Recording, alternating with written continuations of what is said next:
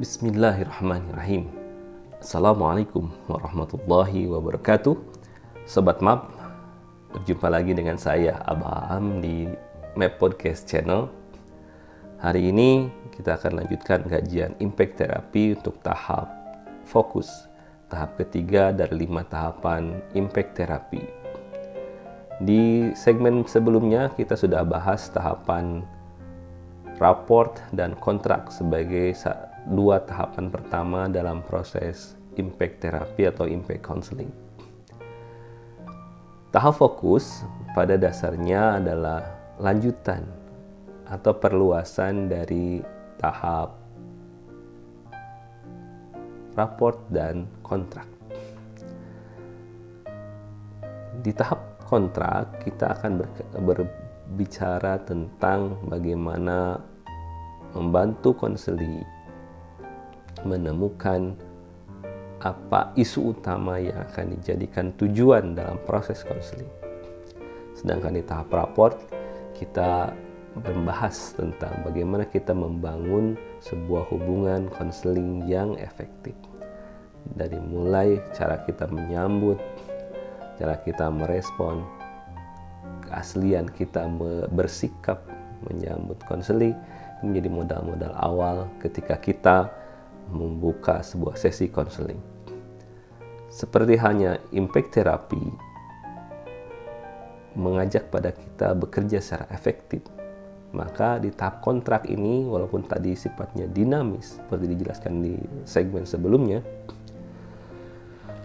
ada fokus yang harus terus digali oleh seorang konselor untuk membantu konseling menemukan solusinya.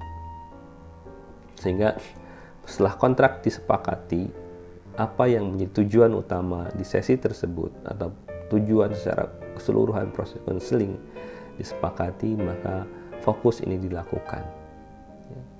Fokus akan sangat tergantung pada beberapa hal yang berkaitan dengan teori tentunya ya. Teori mana yang kita gunakan untuk membantu konseling, membantu proses konseling kita menjadi efektif. Ingat bahwa salah satu kesalahan dan kelemahan dalam praktek konseling atau psikoterapi diantaranya adalah para helper ini, para konselor, guru BK, dari penelitian menunjukkan bahwa jarang menggunakan teori, lebih menggunakan pada sisi empati atau pada komunikasi saja, tidak menggunakan teori. Misalkan ketika kita menggunakan pendekatan rasional emotif behavioral therapy misalkan. Ketika isu yang diangkat berkaitan dengan ada hal-hal yang berkaitan dengan perilaku, dengan perasaan misalnya, tentang penilaian tentang dirinya misalnya. Nah, kita bisa menggali, melakukan fokus di dalam sesi ini dengan menggali self talk di dalam diri konseli kita. Apa yang terjadi? Misal ketika ada siswa atau konseli yang merasa bahwa dirinya adalah terkucilkan di sekolah, tidak memiliki teman, bahkan dalam pemikirannya ada pikiran-pikiran yang mengatakan bahwa tidak ada satupun teman atau siswa lain yang mau berteman dengannya. Nah, kita bisa melakukan fokus di sini dari self talk yang diangkat oleh konseli kita.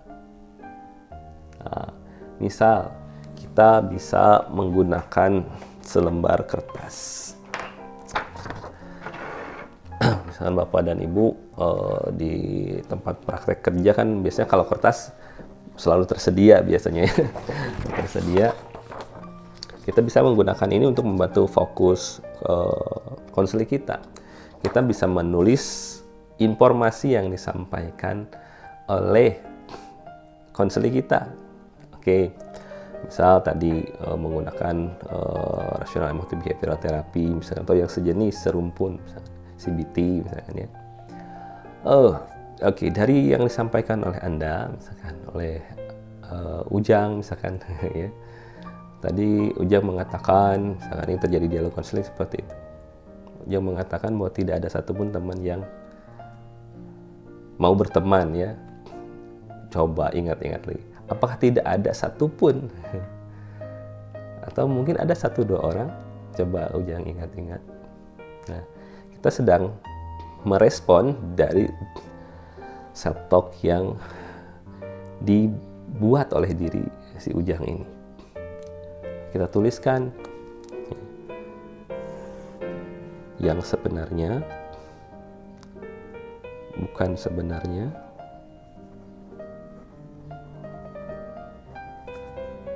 sebenarnya.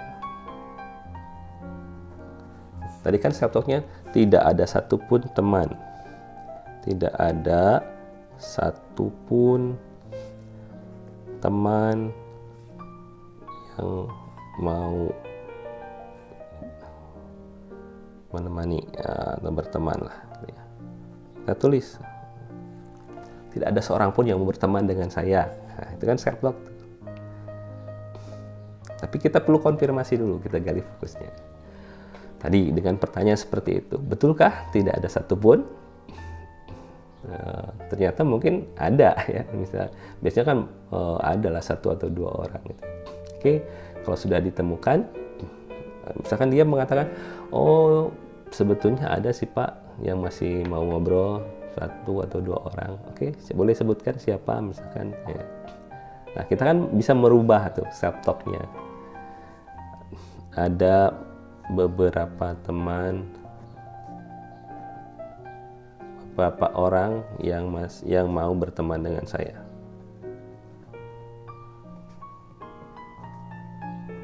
Oke, kita tulis tuh, kita tuliskan, lalu kita perlihatkan pada konseling kita. Coba ini pendapat diri kamu nih. Sebelum kita melakukan sesi konseling, kamu mengatakan bahwa tidak ada satupun orang yang mau berteman dengan kamu. Tapi kenyataannya, faktanya ada kok beberapa orang. Nah, coba kamu ulang. Coba kamu ulang pernyataan mana yang pernyataan A dan B mana dan bagaimana dampaknya. Diulangkan. Jadi proses fokus ini pada dasarnya akan sangat bergantung pada tadi teori yang kita gunakan, merespon isu atau kontrak yang dibangun. Jadi bagi seorang konselor, etalase teori ini menjadi sangat penting karena ini kan berpengaruh pada proses yang dilakukan, pada proses assessment-nya, pada proses pendampingannya, pada proses perencanaan perubahannya, sehingga kita akan tahu bagaimana cara membantu dengan tepat. Itu di dalam tahapan fokus. Jadi sangat bergantung pada teori, sangat bergantung pada kontrak yang dibangun. Maka perhatikan 2 hal ini. Mungkin nanti ada konseling yang kontraknya berubah-ubah atau isunya berubah-ubah, berarti di kontrak tidak selesai itu. Jadi nanti akan diperdalam lagi di funneling. Di funneling akan diperdalam lagi bagaimana nanti mengubah fokus ini ke arah persiapan perubahan. Kalau di impact therapy misalkan merujuk ke tahap perubahan perilaku dari mulai prakontemplasi, kontemplasi. Nah, itu selalu diamati itu. Apakah konseling kita ini sudah ada di tahap prakontemplasi, sudah bergeser ke tahap kontemplasi, atau bahkan mungkin sudah siap melakukan perubahan, merencanakan perubahan dan seterusnya. Itu perlu terus diamati oleh seorang konselor sehingga tidak lepas dari kontrak dan fokus ini, dan konselor bisa mengamati perubahan-perubahan konselingnya. Nah, ini menarik. Nah, jangan sampai kita mengalir terus saja menjadi pendengar, menjadi menampung seluruh cerita gitu ya, karena kita bukan penampungan ya. Konseling inilah proses profesional yang harus efektif, efisien, dan tentunya memberikan dampak positif pada perubahan perilaku. Oke, saya kira penjelasan tentang fokus cukup sampai di sini. Nanti diberikan contoh-contoh supaya lebih mudah dipahami. Sekian, sampai berjumpa lagi di konten berikutnya di tahap funneling. Nasrun minallah wa qarib. Setiap orang berhak sejahtera, maka berlomba-lombalah dalam kebaikan. Wassalamualaikum warahmatullahi wabarakatuh.